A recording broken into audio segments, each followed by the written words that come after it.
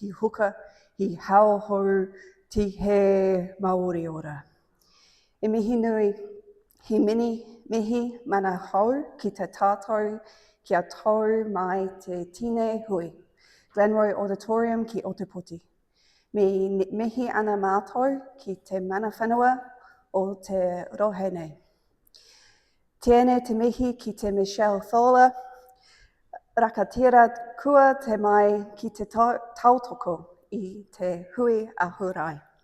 Cycles in the stars, connections to ourselves. I ngā tauira, ngā kaiako, ngā manuhiri, tēnā koutou.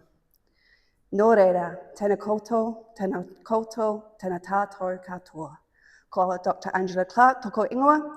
I'm the president of the New Zealand International Science Festival, and it's my pleasure to welcome you all here today to this very special session with one of our most passionate and well-known science communicators in the world. Before we begin, I want to acknowledge the support that made today possible, the US Embassy New Zealand and the University of Otago, who have so generously partnered with us for this event. Now, let's talk stars. Michelle Thaller recently retired from NASA after an extraordinary 27-year career, finishing as the Assistant Director of Science at NASA's Goddard Space Flight Center. You might recognize her from shows like How the Universe Works, Nova, or the History Channel's The Universe. Or perhaps you've even seen one of her TEDx talks, NASA broadcasts, or her brilliant science explainer videos online. Dr. Thaller is known for bringing complex ideas to life through story, humor, and genuine connection. Just this year, she was awarded NASA's Distinguished Public Service Medal, the agency's highest honor, for her incredible contributions to science communication. Today's talk will challenge the idea that astronomy is distant or abstract. Instead, Dr. Thaller will show how the universe lives in each one of us, in our DNA, in our atoms, even in our next breath. Dr. Thaller is not only a brilliant astrophysicist, she is a storyteller, a teacher, and someone who believes that science is for everyone. Her warmth and honesty has already reached millions, helping people of all ages see themselves reflected in their science. Please join me in giving a very warm Otepoti welcome to Dr. Michelle Thaller.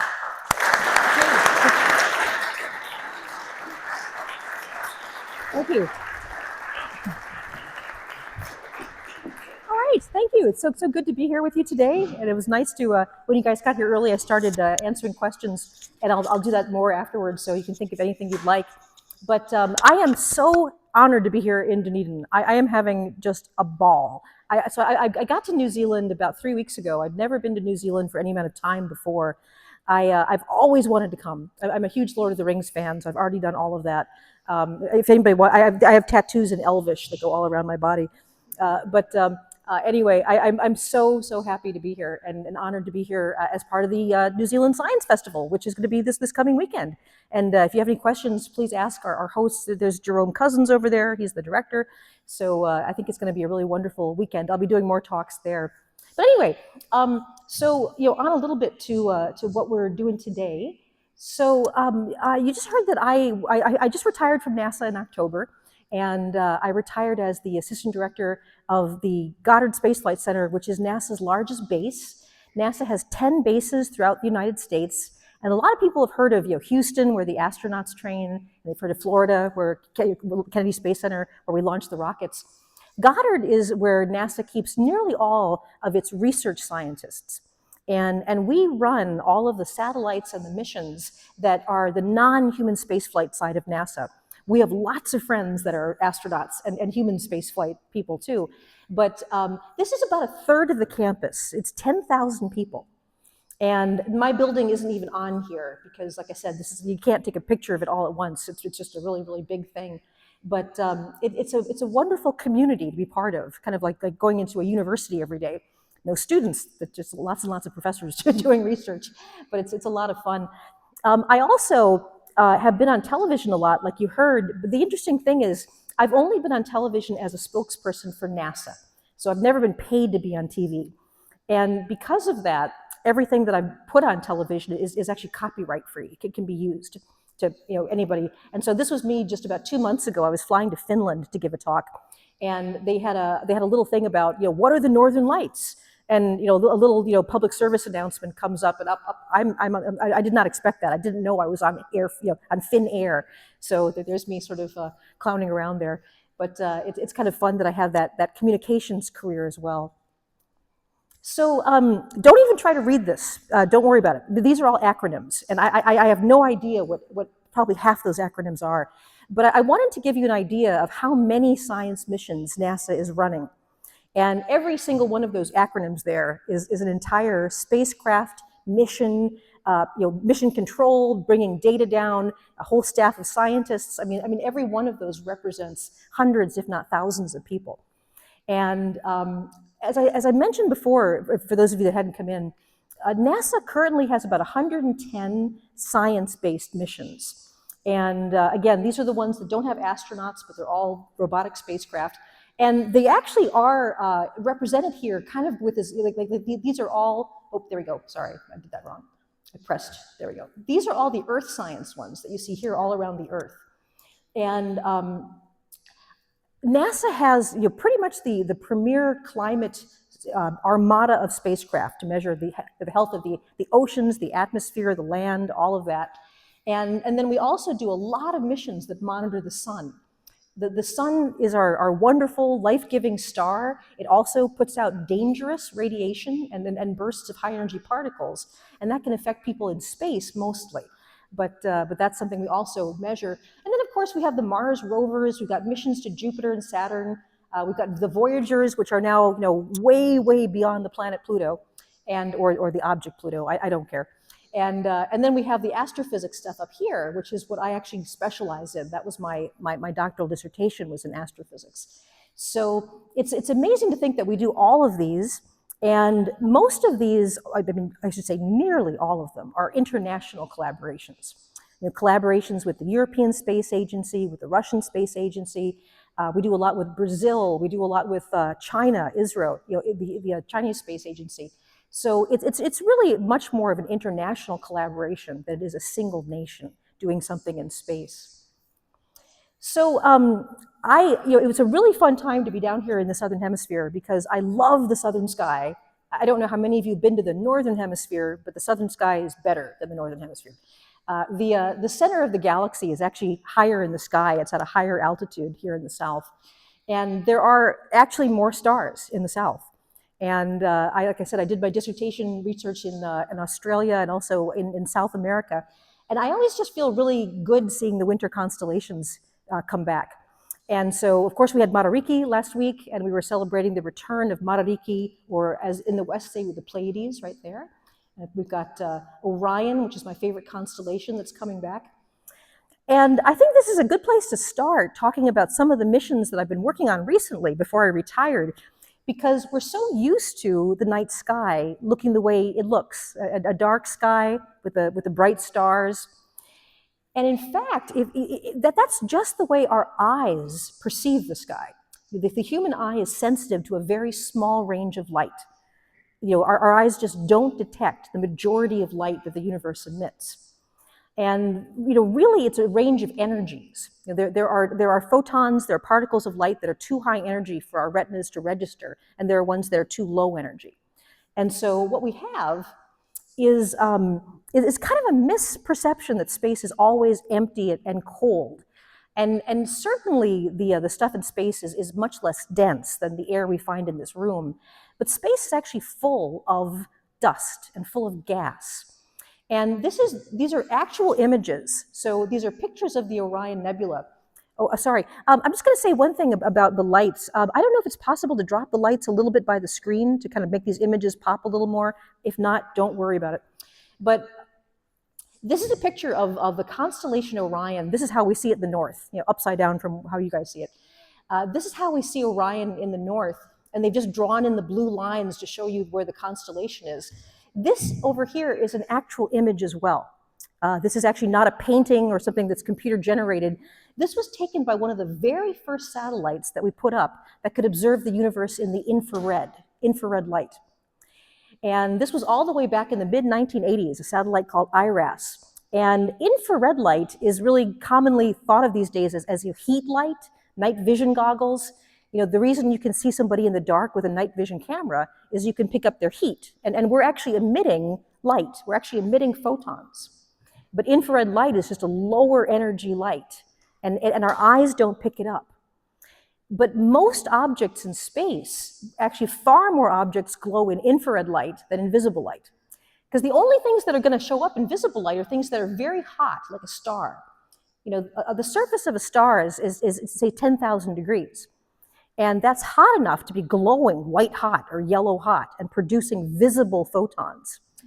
But things that are warm, like a human body or a planet around another star, or just the gas in between the stars, the gas and dust in between the stars, that's actually warm enough that you can see in infrared light.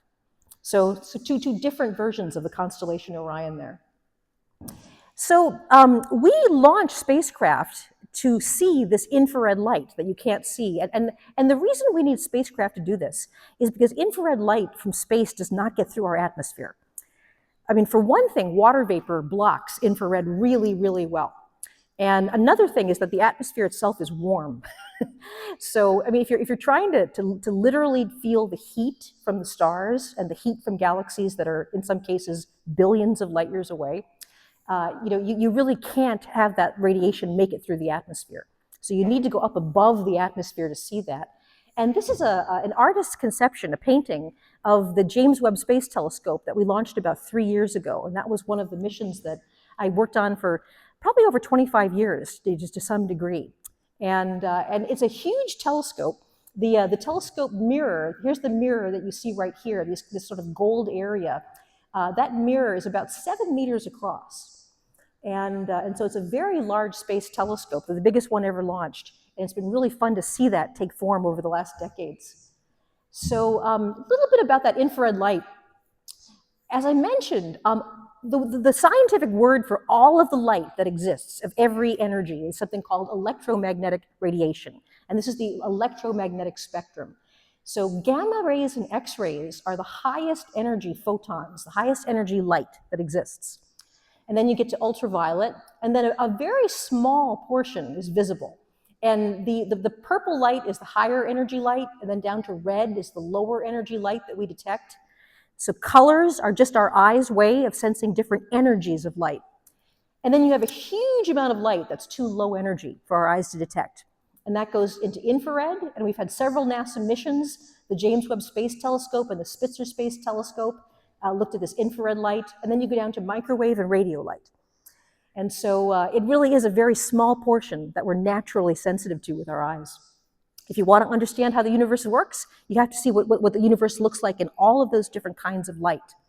Some objects, like black holes, okay, black holes are collapsed dead stars. They don't give off any light themselves, but there's very hot gas swirling around black holes, and it can get to millions of degrees in temperature. And so amazingly, we can see where black holes are if we look more in X-rays and gamma rays, because the hot gas around them emits that very, very high energy light. And if you want to see, the cold gas between the stars, then you go down into the infrared or the microwaves. So whatever you're looking for has its own different kind of light. So the main observatory mirror, and also the instruments for James Webb were built at Goddard Space Flight Center. And so I had a lot of fun. You see pictures here. We have this huge hangar, this huge room that, as far as we know, is the largest and cleanest room in the world.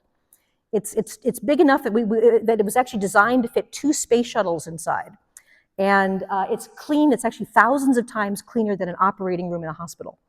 And you can see people here in their clean suits, making sure that there's no dust or hair or any little bit of skin particles that are getting on the machinery that we're building.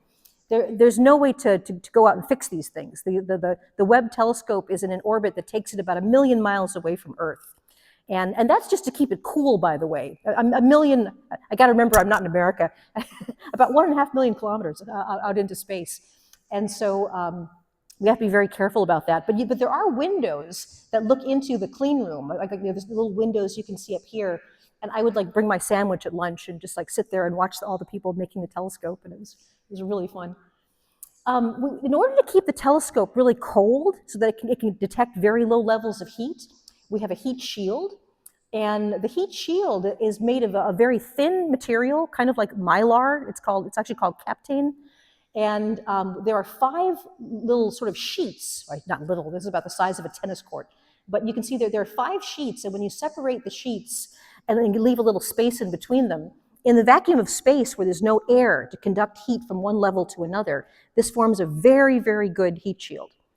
And just by keeping this heat shield sort of between the sun and anything warm and the telescope always looks out of the solar system, and anything warm like the sun and the earth and everything are behind the heat shield. The telescope naturally cools down to almost absolute zero. The operating temperature of the telescope is something on the order of about 20 degrees above absolute zero.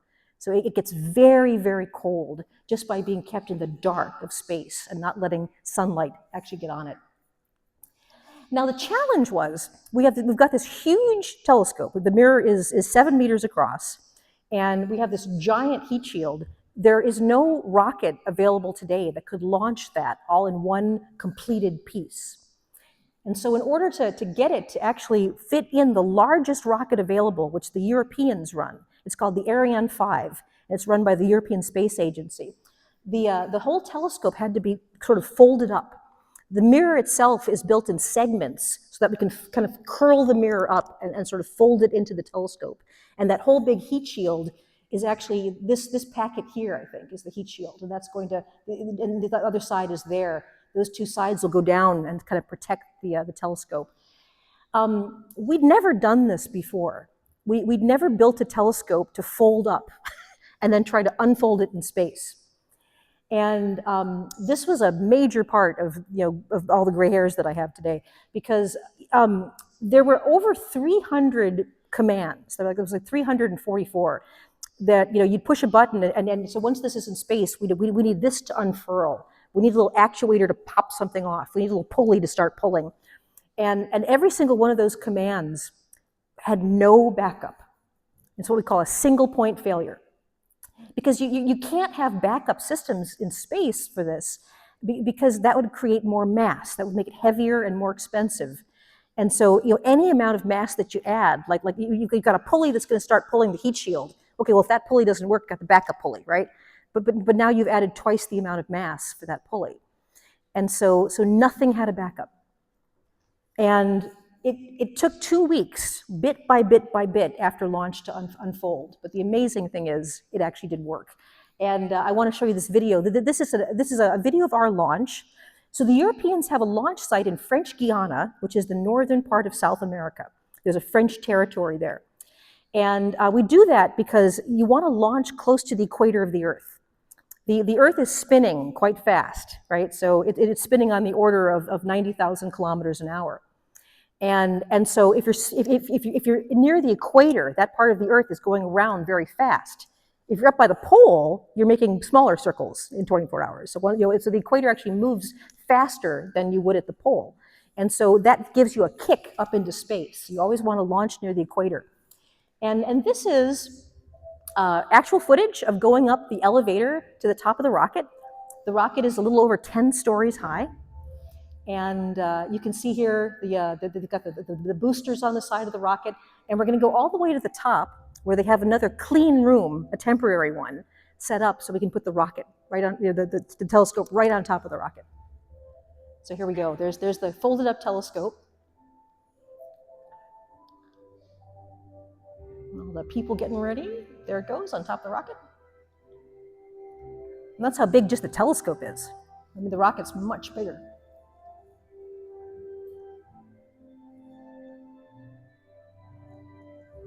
And we were launching in December. We had some trouble with the weather, and the dates were getting later and later. There's the rocket on a nice weather day. The day that we wanted to launch, there were actually thunderstorms. We were worried that we were not going to get it off, but we did.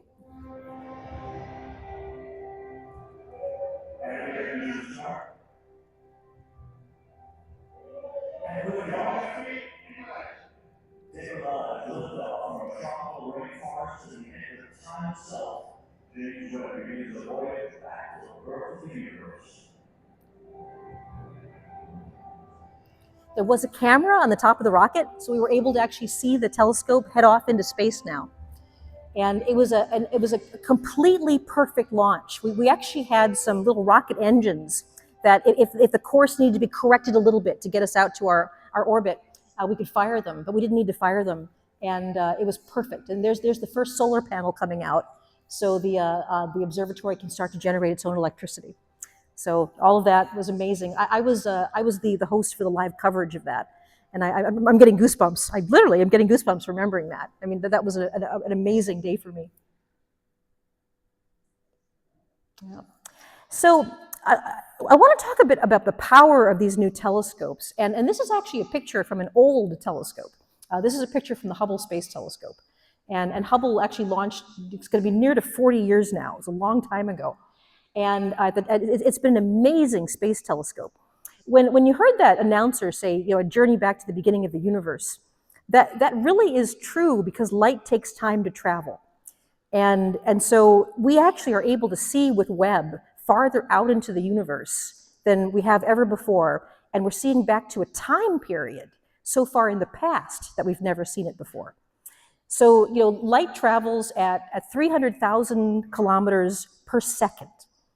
And if you go a year at that speed, you cover 1 light year, about 10 trillion miles. So it just means that light has to travel. It can't get there instantaneously. So if you look at the sun in the sky today, it takes about 8 minutes for light to get from the sun to us. So when you see the sun, you're seeing it as it was 8 minutes ago.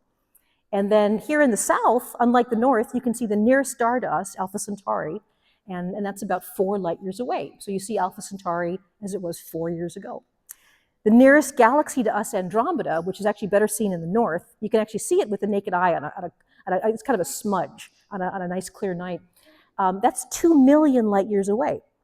So when you take your binoculars and you look up and you see the Andromeda galaxy in the sky, you're seeing it 2 million years ago, you know, about the time you had, you know, Lucy and little Australopithecus, you know, humans running around. There's no way to get light anywhere instantaneously, but that's a good thing. So the James Webb Telescope now is seeing back to a time about 200 million years after the Big Bang. And we can see everything during that time change and grow. One of the big questions we have is, how do stars and planets and life form? And this was a beautiful picture of a giant cloud of dust and gas in space from Hubble. So this is a visible light picture. Hubble sees in the kind of light our eye sees. And in visible light, you get this beautiful picture of a giant cloud of dust. And in this cloud, it's a huge amount of hydrogen gas, but also dust is a little bit of everything, a little bit of carbon, a little bit of silicates, you know, a little bit of sort of all of the different elements that we find. And this cloud is absolutely gigantic. This one pillar of dust that you see here is about 5 light years across, about 5 light years high.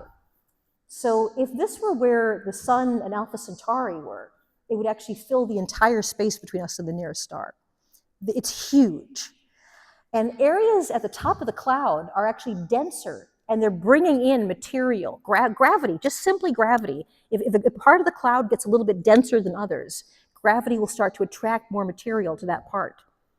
And over time, over millions of years, if you have light years of material to keep drawing in material, you draw enough material to build stars inside.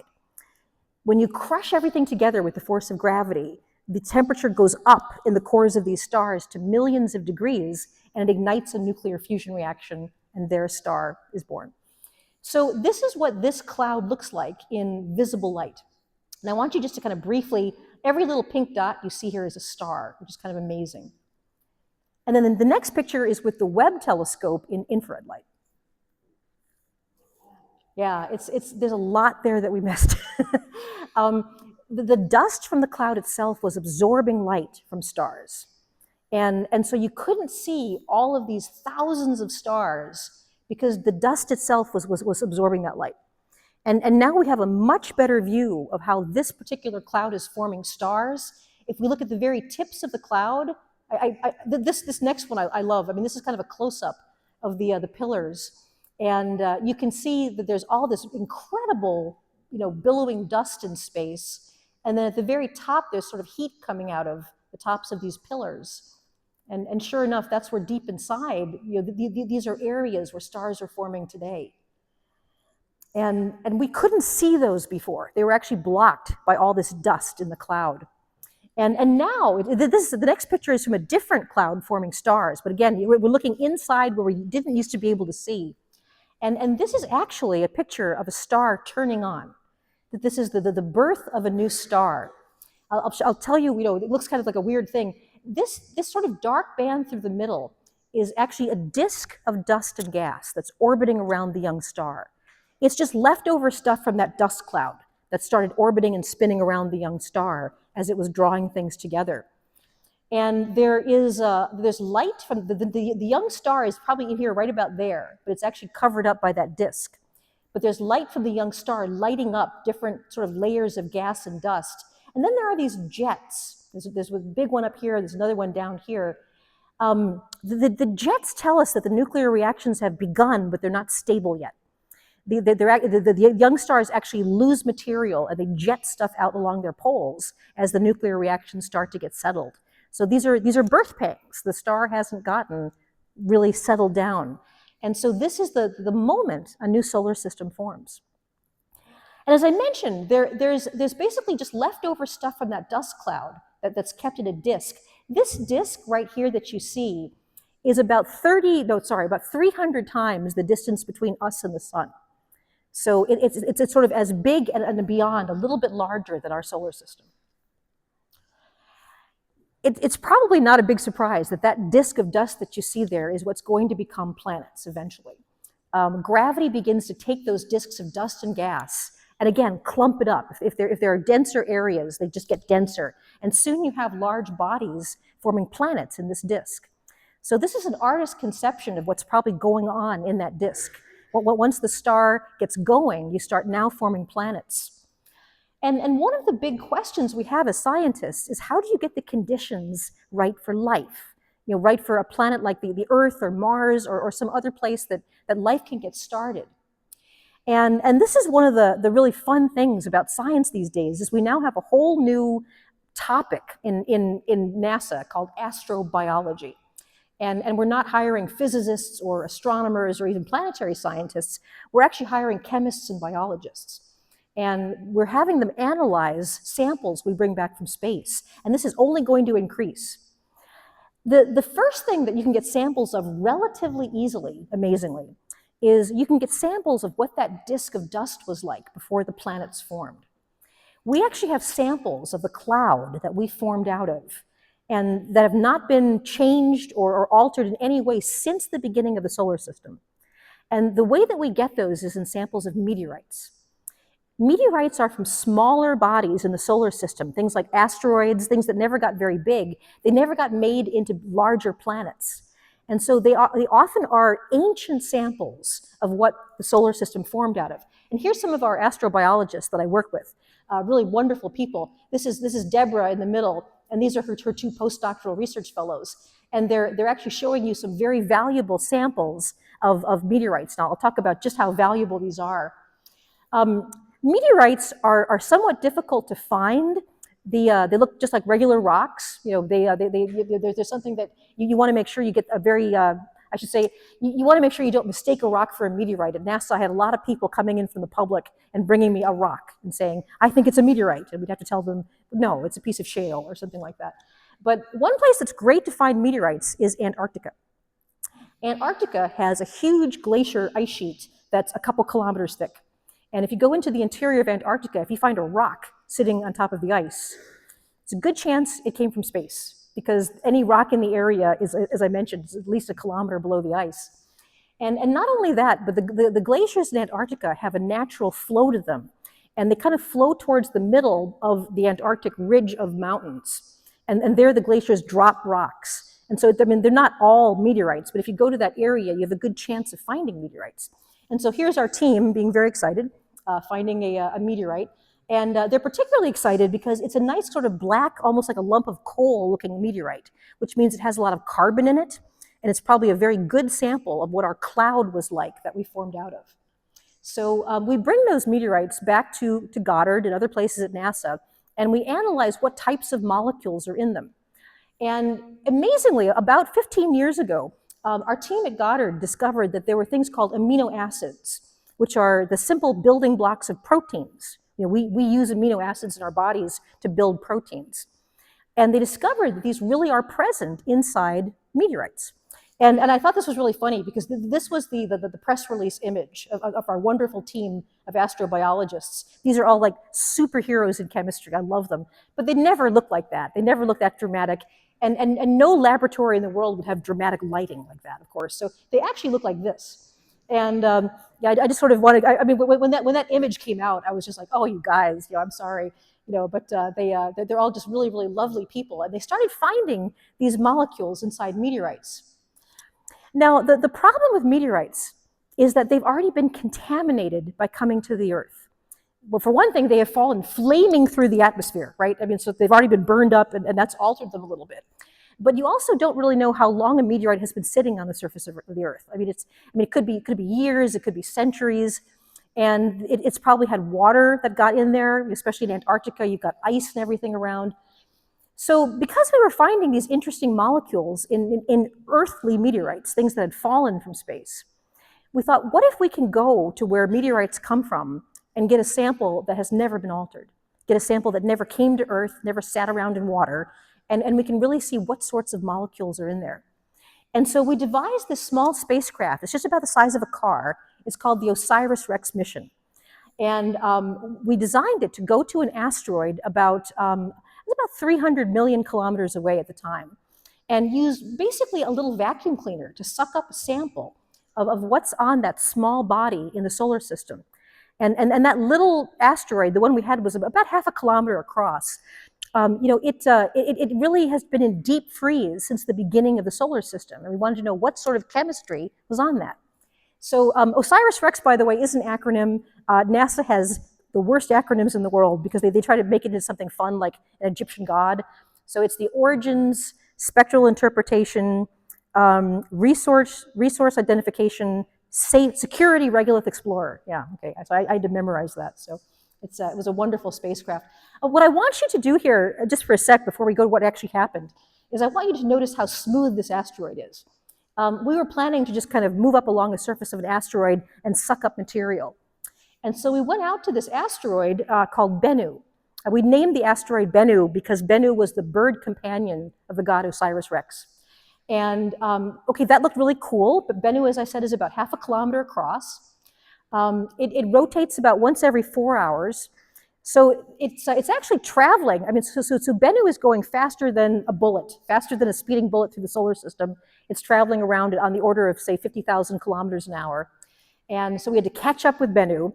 And then we had to figure out how to actually start sort of moving around this little object. It's not enough gravity to really go into orbit around it. So we had to sneak up close to it. And then we had to match the rotation so that our spacecraft was rotating at the same route, the same rate the surface was. It was very complicated. But as we got closer and closer, we took a look at the surface, and the surface was entirely covered with pretty big rocks.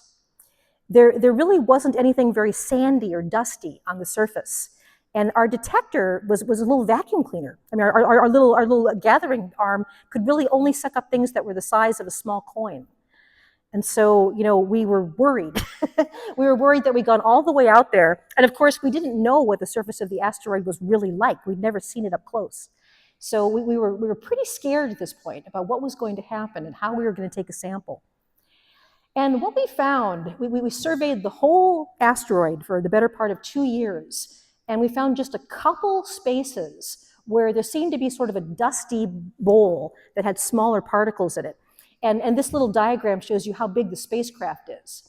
So the spacecraft's about that big, and the spacecraft was never designed to actually aim very accurately. We thought we'd just go down to the asteroid anywhere, pick up some stuff, and then head back out. Instead, we have to now figure out how this thing can navigate between big boulders, that if it hit any of these boulders, it would probably destroy the spacecraft. It wouldn't get its little arm down there cleanly to get a good sample. So we had to redesign how the spacecraft thought and acted and make it autonomous because the light travel time, if we were to say, hey, is everything okay? And the spacecraft said, well, no, there's a big rock in the way, that signal would have taken more than about 40 minutes to get one way and back. And so we had to make this thing autonomous. We had to change the way it guided itself. And incredibly, we had to actually get it down between boulders. And we designed a whole strategy for several attempts. If it hit a boulder, it knew how to say, this is wrong, call itself back up without us having to say that to it. And so this was, again, really, really scary for us as to whether this was going to work. But it did. On the first try, we actually got down to that dusty area. We sucked up some material and safely went back up. So that was incredibly exciting. We actually sucked up so much material. This is from one of our cameras on the spacecraft, that the container didn't seal properly. And so some of it even leaked out a little bit as we were doing that. And so we were going to do all kinds of tests there on this material, but since it was leaking out in real time, we just very quickly put it into a collection canister and sealed it up. And once again, this was all on the fly. This was not our plan. We planned to sort of figure out how much mass we had and whether we should go back down and get some more. But as soon as we realized we had enough that it was leaking out, we just put it in a container and then we sent that back to Earth. And a couple years later, it landed on a parachute in Utah. The container is not very big, but in there is an actual unspoiled sample, an unmodified sample of a small body way, way out in our solar system that contains the history of what was in that disk, what was in the gas cloud that we formed out of. There's the container, and there's people picking it up. So we were very careful not to contaminate it, make sure that it was done in very careful conditions. Here we are at Goddard Space Center opening up the canister. And of course, there were bolts that had locked and things that were screwed up, but we eventually got it open. And there we have our precious sample. All of this stuff in here is that dusty, dark material taken directly from an asteroid 300 million kilometers away. So we analyzed it, and I wanted to show you a little bit of a short video about what we found. The reason we go to these little rocks that are hundreds of millions of kilometers away is that they're a preservation of what we were like before the Earth formed and before life formed. It's an actual sample of us before you let evolution start going. And it's also a history of the solar system. Where did these little bodies come from, and what were they like billions of years ago? Have they changed over time? So a little short video about what we found.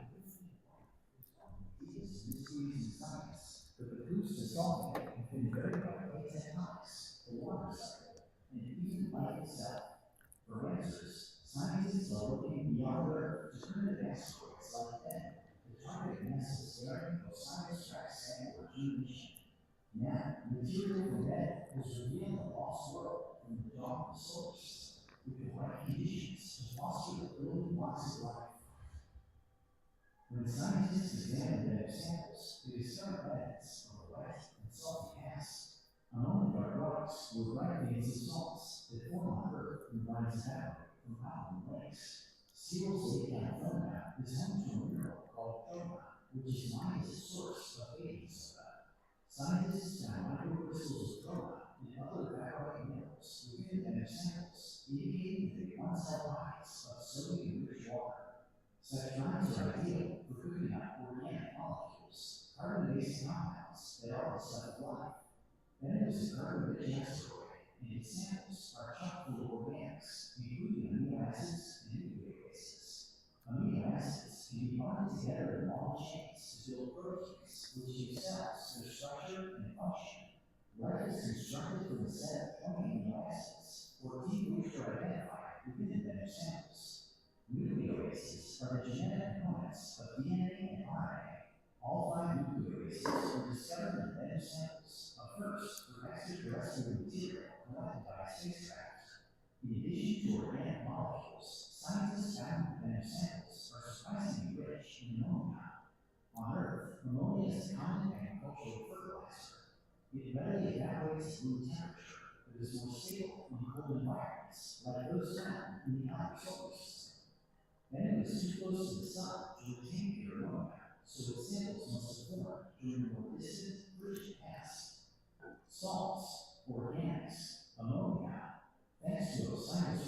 we can now piece together these clues to tell a likely origin story for asteroid N.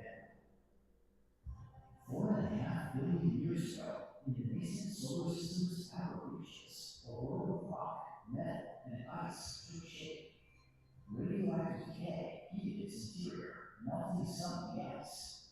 Pockets of mineral-rich water reacted with formaldehyde and ammonia to produce organics. As the water dried up, the dissolved minerals crystallized, leaving bright veins within the rocks. The world migrated closer to the sun until it was shattered in collision and destroyed. Then it retreated from the rubble and drifted further inward, eventually settling into near orbit where it could be reached by a stratospherics. Our planet was bombarded by asteroids like that early in its history, suggesting that many of the same organic molecules were present on Earth before the dawn of life. These findings help to close the gap in our understanding of the early solar system. The key questions remain open. Many amino acids can be created in two mirror-image versions, like a pair of left and right hands. Life on Earth almost exclusively produces the left-hand variety, while the better samples contain an equal mixture of both. This means that on early Earth, amino acids may have started out in an equal mixture as well. The reason that life turned left instead of right remains a mystery. Additional insights may come in 2030 when NASA's Europa mission arrives at Jupiter. It will hunt for evidence of a briny ocean within the Europa, an environment favorable to producing organics. And until then, scientists will dig deeper into the bed of samples, unearthing more valuable clues about the origins of life. So, I mean, some pretty amazing things that video just said. All of the nucleobases of our DNA and RNA are present in meteorites, and we're present in the cloud. You know, as soon as that clumped together, amazingly, there also seems to have been liquid water at some point inside that body. We're finding liquid water in places we never expected in the solar system.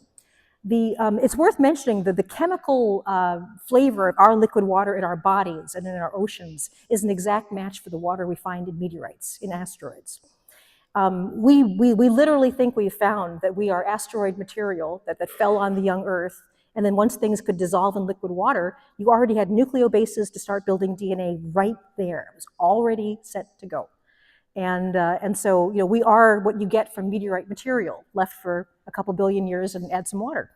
And there are other environments in the solar system where we know there is a lot of liquid water and also a lot of organics. This is a picture of Europa, and you heard that mentioned, where we have a spaceship now on its way out to Europa.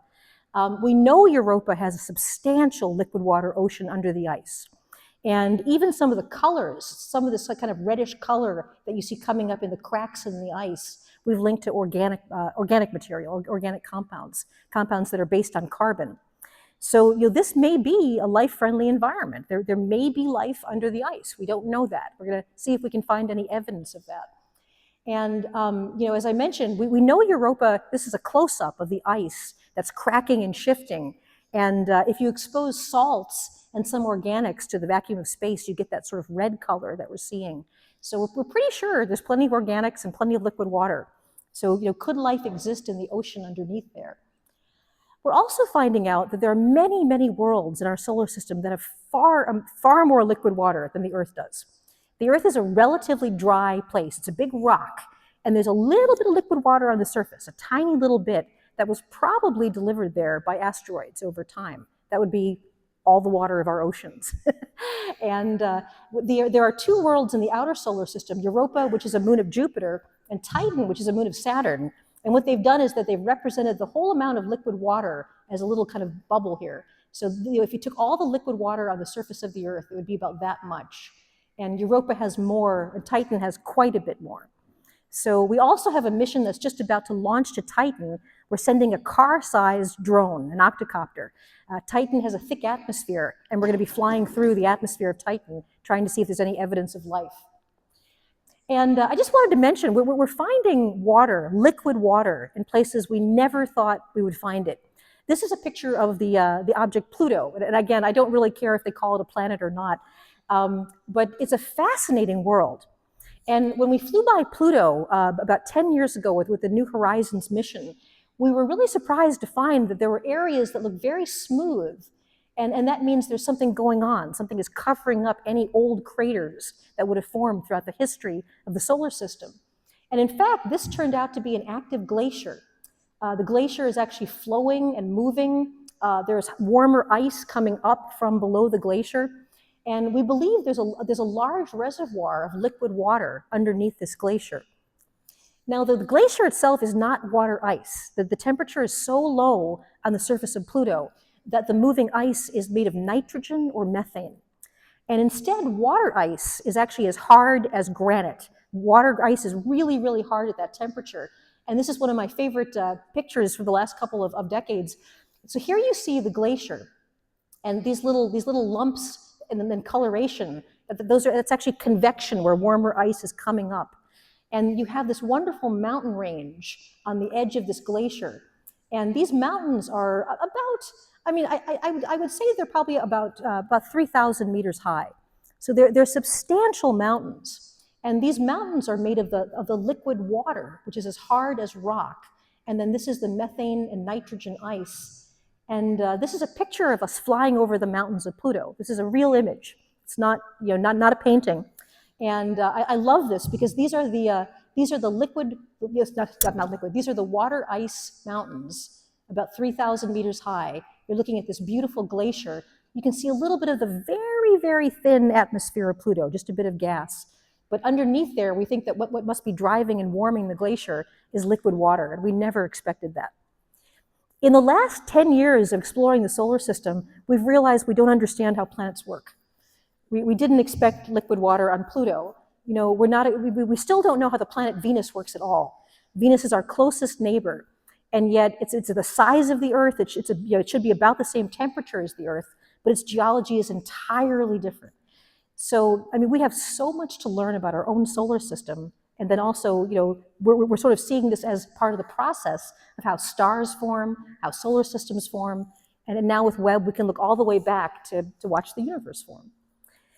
So I'll end there and take some questions, but there's still so much to learn, and I am actually very confident. I've got my fingers crossed. I think in our lifetime, hopefully we all live a good long time, I think we're going to find evidence of life in the solar system and possibly beyond. I'm talking about microbial life. I'm talking about looking for the chemical signatures of life. There may be larger things underneath the ice of Europa. Maybe Europa has sea life. We don't know. But one of the things that was kind of fascinating is that the James Webb Telescope recently looked at an exoplanet, a planet that's around another star. It was a star about 120 light years away. And we're still studying this because there's nothing certain. But there's a possibility we've seen a chemical marker there. We know that this planet has water and carbon dioxide and methane. And there's a possibility that there may be a signal there that's coming from plankton, from biology. We need to follow up on that. We don't have proof of that yet. But it's amazing to me that the Webb telescope is powerful enough we can actually look at the chemistry of planets around other stars and start sifting through and seeing if there's any signs of life. And I really hope you'll consider the idea, being an exobiologist. We may be the first generation of people coming up that actually will be studying the biology of alien life for real. So I'm excited by that. Well, so thank you, and I can take some questions now.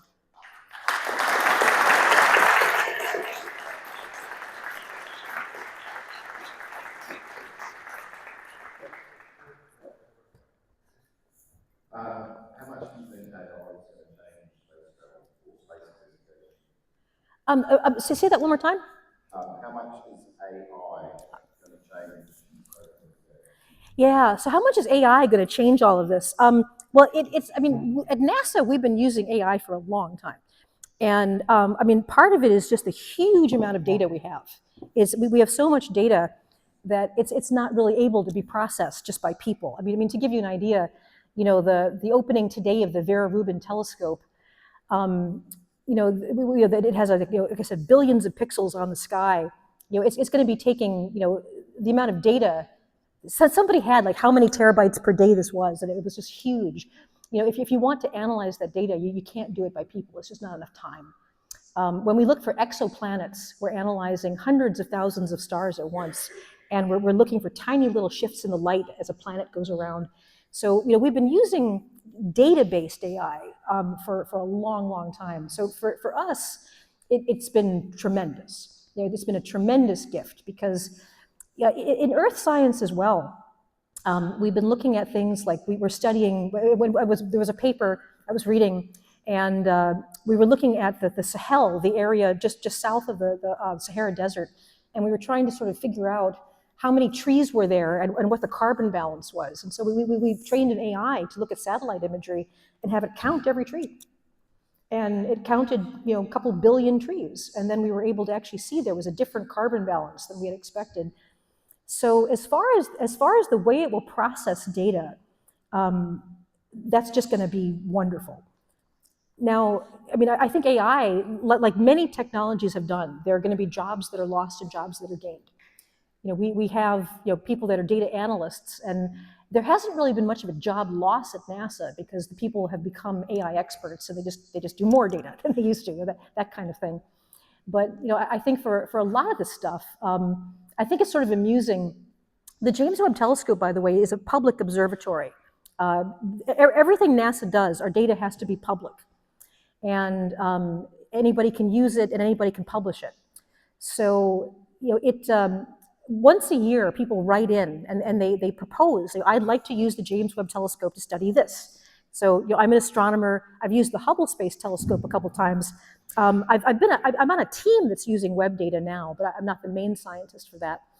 But we've noticed that about 80% of the proposals that come in to use the Webb Telescope show the mark of having been written at least partially by AI. And that's not illegal. This is going to change the way we do term papers and writing and all of that. We think that mainly it's people from outside the United States that aren't native English speakers, or they're trying to get their language right. That's all fine. But how soon is it going to be before we have so many proposals, we have AI analyzing the proposals too? Got AI writing the proposals, got AI analyzing the proposals. I don't know yet how this is going to change the structure of our workforce, of our culture. It's certainly going to change things. And for us right now, it's been such a good thing for the amount of data. And then what happens in the future as to how much of our jobs get replaced by it, I think we need to see. Yeah. What about controlling craft out in space and things like that? Oh, so it's true. So like I said, we had to make that spacecraft autonomous, and it was not programmed to do that. And I think this is amazing. This thing's running on its own little software out there doing its job, and then we uploaded a software update to it to teach it to be autonomous. I thought that was incredible. If we make spacecraft more and more autonomous, that of course will make things even easier, even better. And so if AI becomes something that becomes a really good tool for autonomous spacecraft, yes, I think that would be wonderful, and that would make our job a lot easier.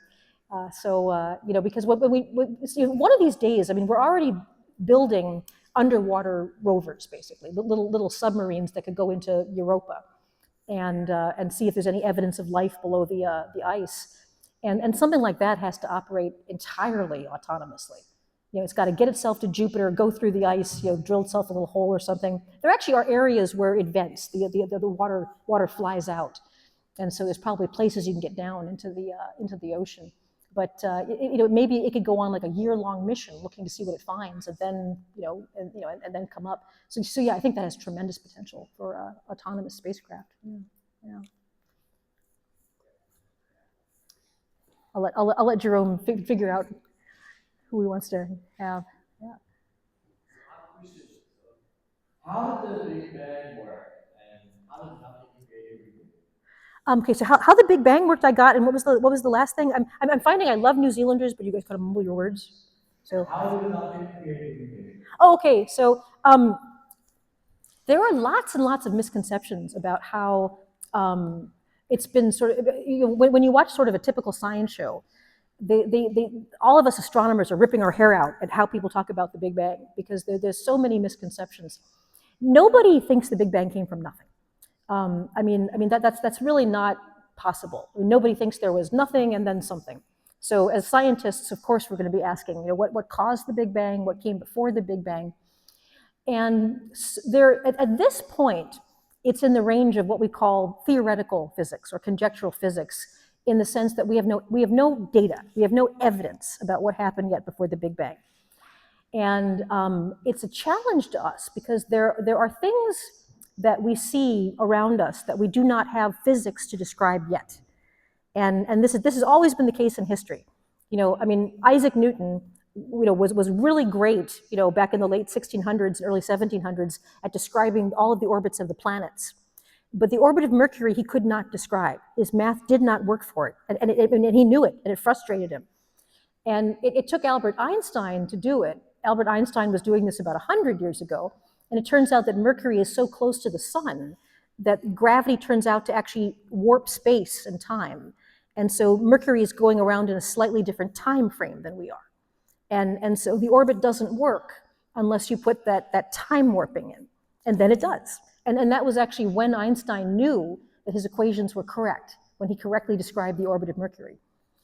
And so there are things like black holes and also things called neutron stars, pulsars, and we mentioned these gamma ray bursts, really big explosions. These are objects right in front of our eyes that we don't have the physics yet to describe. We do our equations and they don't describe the observations. And that's also true of the time before the Big Bang. There is a lot of, I think, pretty good evidence that everything we see in the observable universe, and that's a big asterisk, observable universe, we know we haven't seen the whole universe yet. Our telescopes have not seen to the end of the universe. The observable universe means as far as we've seen. and there's good evidence that the area that we've seen was once at a very, very different scale, a tiny scale. We see evidence that there were quantum mechanical fluctuations. So this would have happened at the subatomic level, smaller than an atom, that then got expanded across the whole universe. That's how we see what we call the microwave background radiation. You can learn about that if you haven't heard of it. So there's good evidence as well. We actually can see so far out into the universe that we can see back to a time before there were any stars, and the whole universe was just very hot hydrogen. So that's actually data. That's not theory. We've actually looked so far out into space that we've looked back to a time when the whole universe was about the temperature of the surface of the sun, and it all glowed that brightly, and it was just hydrogen. So we know that in 13.7 billion years, a lot has changed. And there's evidence the universe was quite hot and quite small. Everything beyond that is theoretical. It's using our equations to describe what the universe was like, and we know our equations are not perfect, are not correct. So people have a lot of first ideas, first guesses about what caused the Big Bang, and these may turn out to be laughable in 200 years, but you got to take a first guess.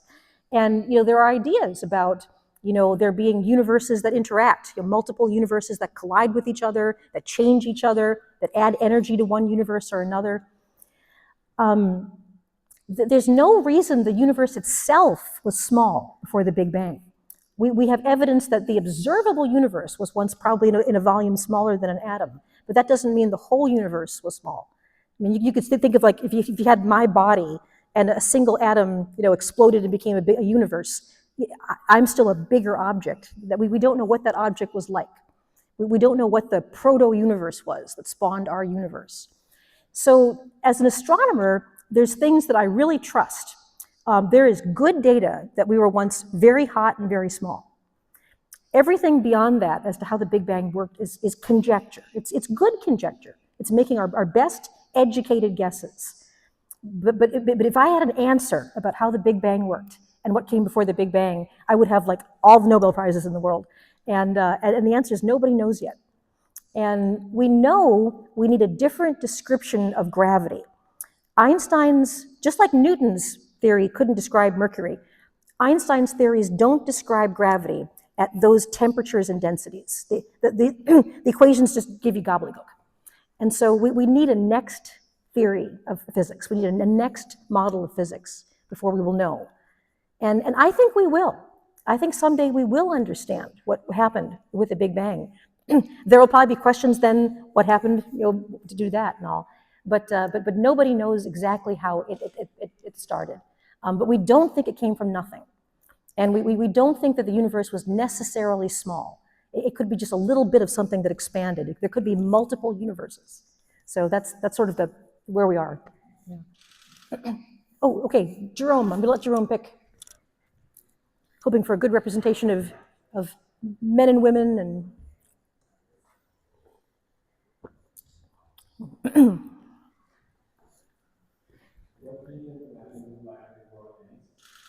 I think it's a little garbled in here. Try one more time.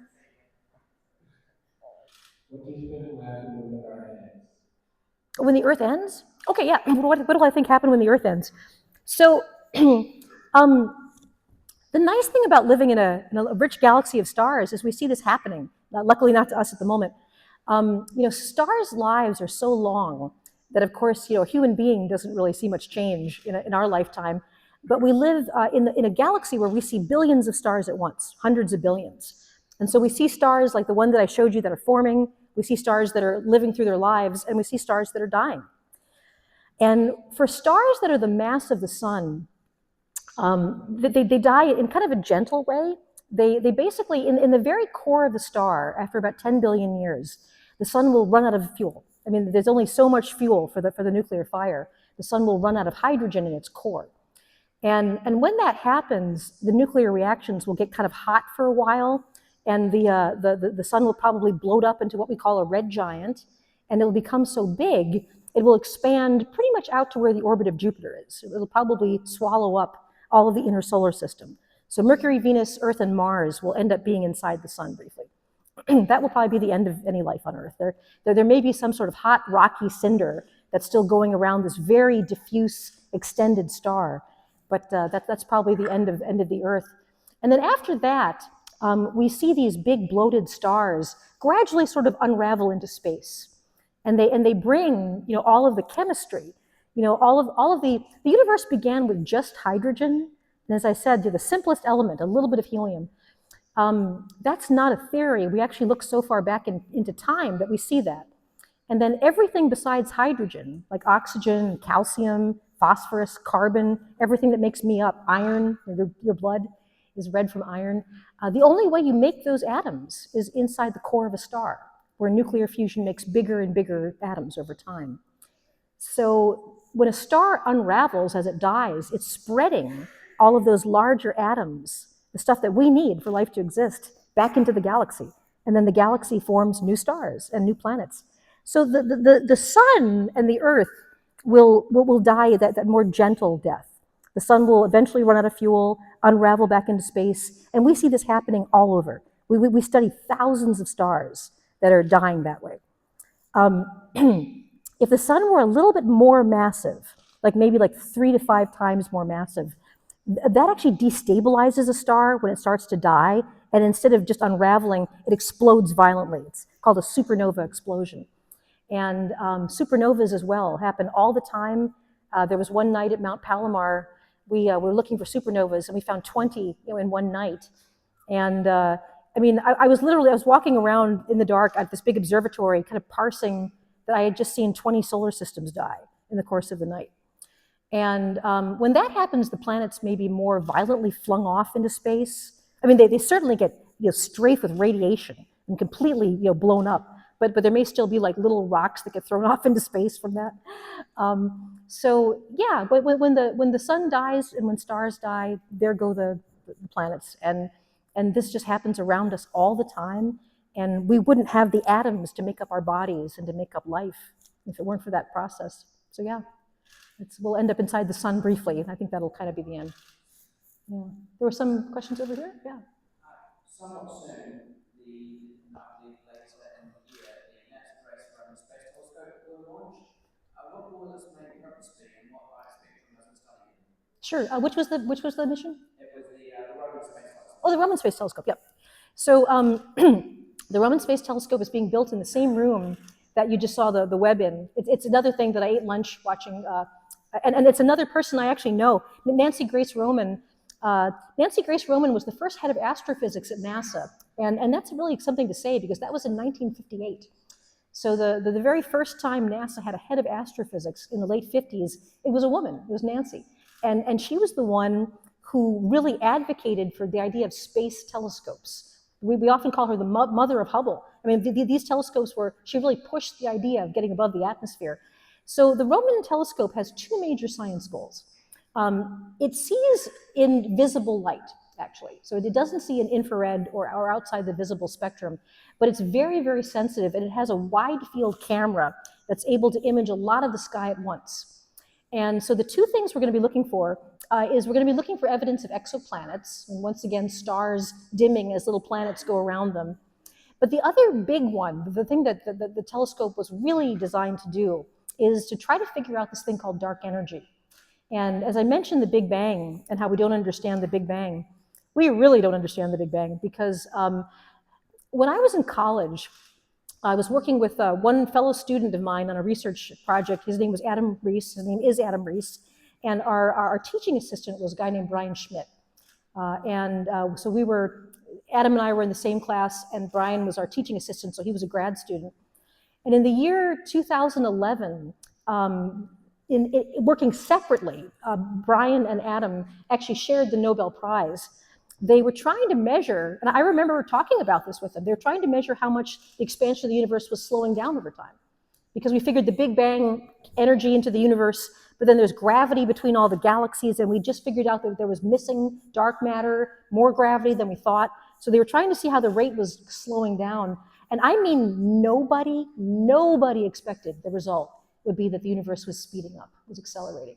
Nobody expected that. And so, I mean, that's how you get a Nobel Prize. I have many friends with Nobel Prizes. You discover something almost kind of by accident, because it's something nobody expected, and it just revolutionizes something. So we have no good explanation for why the universe is accelerating. Our best bet, and again, this is theoretical, is that there is another fundamental force of nature that we missed. There's forces like gravity and electromagnetism. There's the nuclear forces inside an atom. And there may be sort of a negative type of gravity that only showed up when the universe came to a density as it was expanding. Basically, this force is kind of weak. And so you had to actually have the universe expand to a density where you could actually get this negative gravity to be noticed. And now we don't know what it's going to do to us. I mean, does this keep going? Do we keep going faster and faster? Does it stop at some point? We also have preliminary evidence that the expansion may not have gone smoothly. There may have been spurts. There's evidence in Hubble data that about 5 billion years ago, the universe was expanding, but it was slowing down, and then it sped up again. And we think this might have been the density that we reached, that it was finally a low enough density for this negative gravity to start becoming dominant. We don't know any of that. We don't know any of that is true. That's our best guess. The only thing we have is this unexpected observation, and now a bunch of them, that the universe seems to be expanding. It's accelerating, not just expanding. When the result first came out, I didn't believe it. I thought that maybe, I'm a star specialist, I thought that maybe if you're looking that far back in time, maybe stars themselves behave different chemically, and maybe they were brighter or less bright than we think they are, and that's basically mimicking that things are, but no, unfortunately, that turned out not to be true. We've observed stars of all kinds of different compositions of chemistry, and they all show the same trend. So I think it's real. And it was just discovered in 2011, and we are trying to explain what it is. And so Roman is going to take extremely deep views, look at galaxies back billions and billions of years, back 10 billion years or more, of the whole sky. We're going to take distances and velocities of every galaxy we can see, basically, and we're going to try to reconstruct how the expansion of the universe worked, and hopefully figure out when this dark energy became dominant. Maybe someday we'll figure out what it is. So those are the main goals of Roman. Yeah. We need some more questions. Yes. Assuming destroy ourselves or process, as we expand out, what realistic ways we can expand out from space into time, particularly with the discovery of life? What would we do with all that? Yeah, I mean, one of the things we do work with at NASA a little bit is try to figure out how the public would handle an announcement. And if we did discover, alien, and there's two different flavors, right? I mean, do we discover alien pond scum, which I'm excited by, but do we discover a civilization? And there were times we thought briefly we might have discovered evidence of a civilization. There's a good TED talk actually called Tabby's Star. And there's a really great young astronomer, Tabitha Boyangian, and she discovered a star you may have heard of that we thought that there might have been like giant structures built around the star. Did you know what a Dyson sphere is? The idea of a Dyson sphere? We thought we might have discovered a Dyson sphere. We all followed up. A Dyson sphere, for those of you that don't know, is some people, Freeman Dyson in fact, conjectured that a very advanced civilization might want to collect as much energy as it could from its star. And so it would build huge collectors, maybe even a shell around its star, and actually harvest all the energy. And so you might see stars that were partially blocked or that were completely blocked, but maybe you could still find the heat from them. And so we all followed up on that. It turned out that it was huge dust clouds. There was probably two planets that collided. But for a little while, we wondered if we would actually have evidence of that. And another one, I think this is a really good example. There's an organization called SETI, the Search for Extraterrestrial Intelligence. And these are excellent scientists. I mean, these are not like freaky, people, UFOs landing in trailer parks.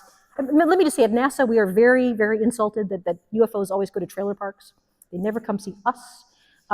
We have telescopes that look at the entire sky every night. We have an armada of satellites. We've never seen any, really good evidence of anything unusual.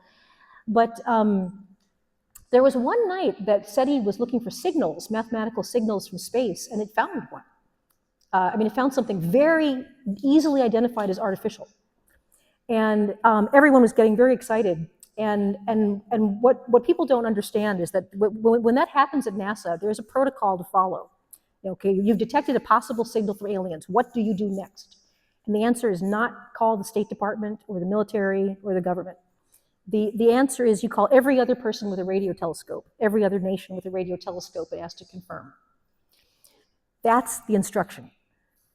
Everybody is so into thinking that things are being hidden, that things are being covered up. I would so love there to be alien life, an alien civilization. I would love to share that with you. I don't see how you could cover that up. The first thing we do is, people in America kind of forget sometimes that the sky is over other countries as well. They seriously do. I'm not kidding. And they're like, if we saw something, oh my God, we'd have to hide it. It's like Italy has a ton of, come on. Everybody has radio telescopes. I worked at one in Australia.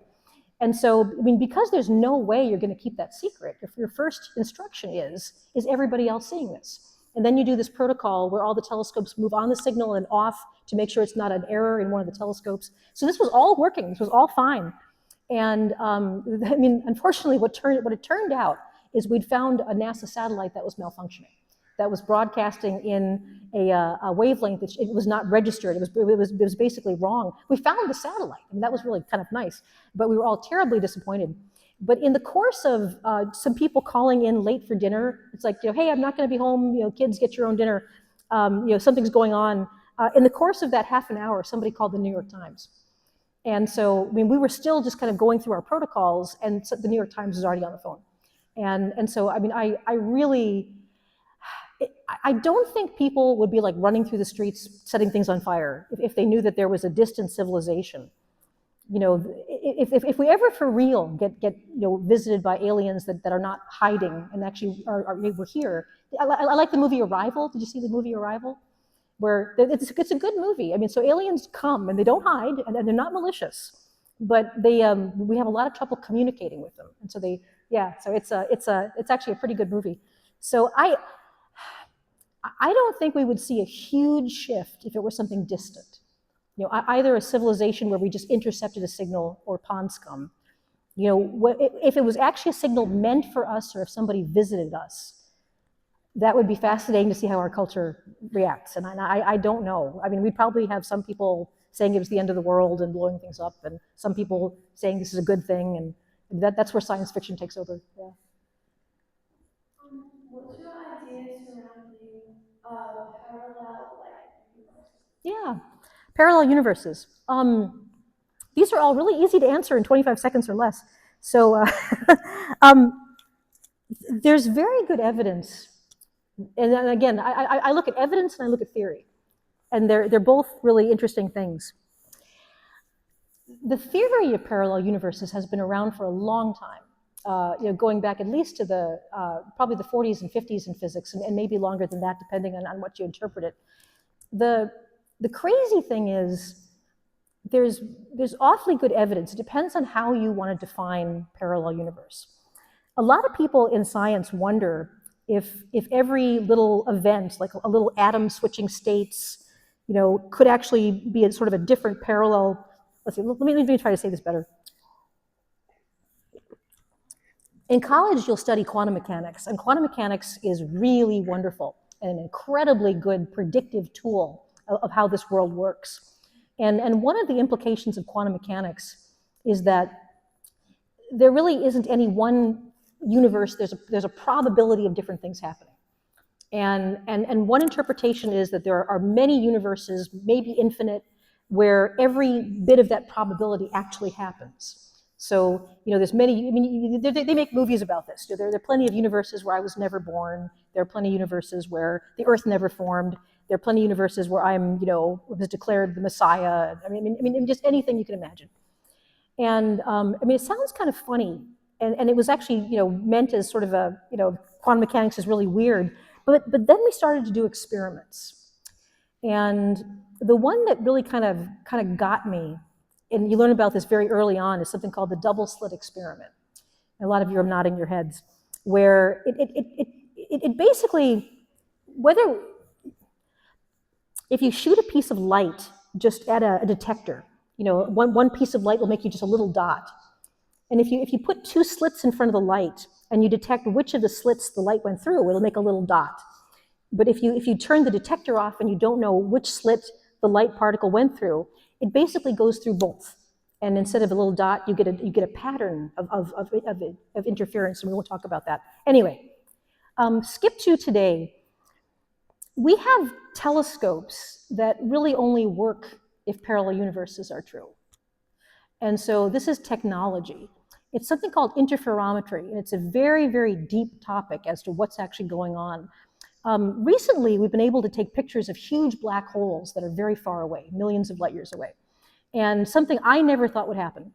We're able to take a picture of the dark part where light is actually being sucked into the black hole. Normally you see a black hole because there's all kinds of stuff trying to get in. And there's all kinds of hot gas flowing around. It's all trying to stuff itself down the black hole. But you don't see the black part. And we have now. We've seen the black part where light is actually going into the black hole and nothing's coming out. And these black holes are not that physically big. They're only about as big as the orbit of Neptune. And we're looking at them billions of light years away, or millions of light years away. To do that, we have to make a telescope that's as big as the Earth. And then what we do is we have multiple telescopes. The first time we did it was 8, now it's more. There's one in Antarctica, there's some in North America, there's some in Australia, there's some in South America, and we had them all look at the black hole at once, at the same time. And we recorded very, very accurately each little wavelength of light that was coming into the detectors. And we made sure that the same wavelength of light, the same photon that left the black hole millions of years ago, the exact same wavefront that left millions of years ago hit all the telescopes at the same time.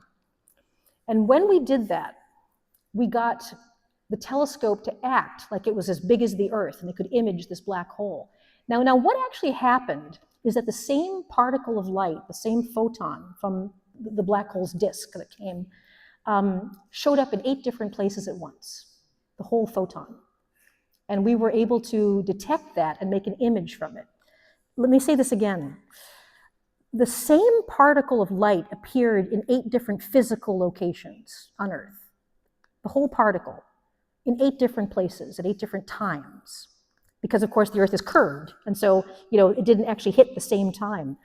We measured that so accurately that we guaranteed we could hit the same photon that left the black hole's disk, and we tricked the telescopes into seeming like they were one big telescope.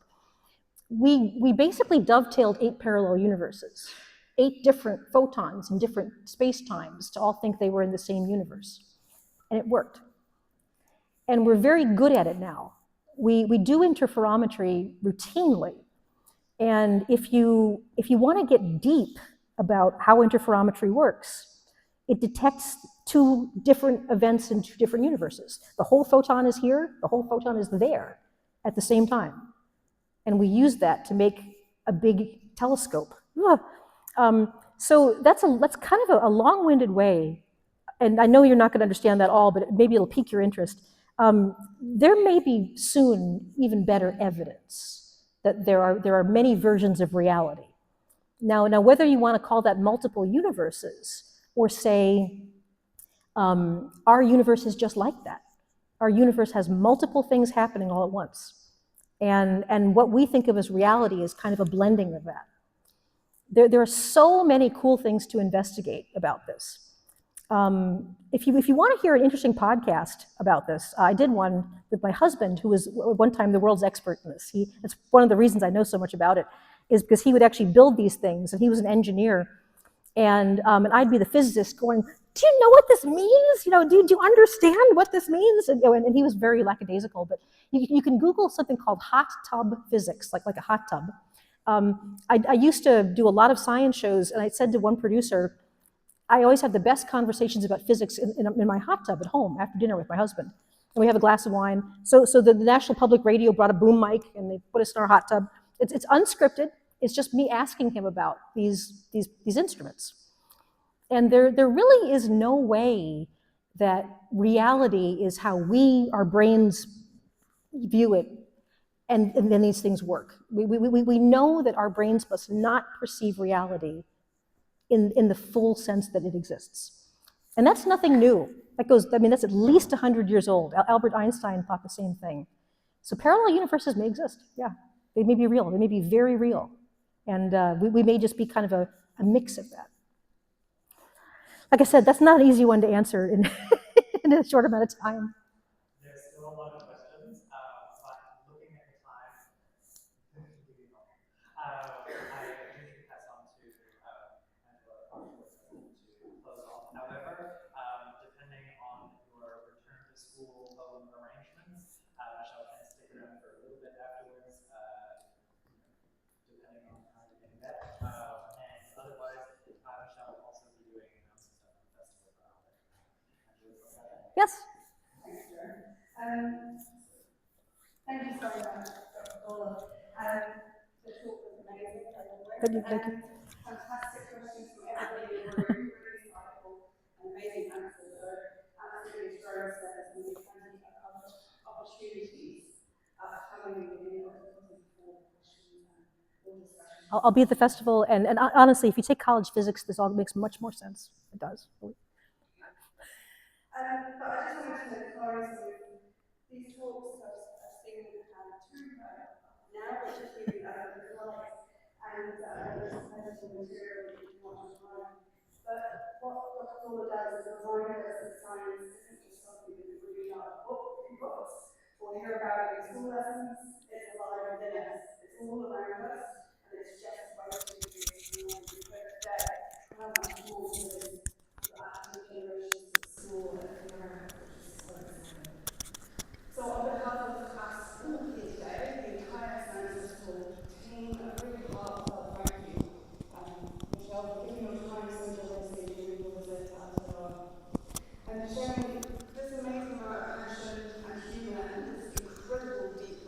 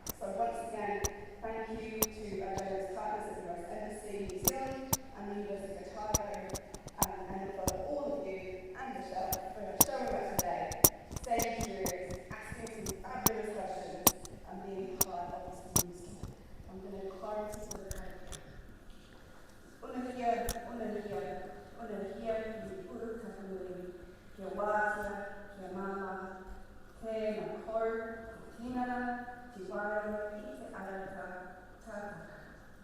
Kōrero rā rongo, whakaarea, kei te runga, kia tina, koe, tai e. Nami.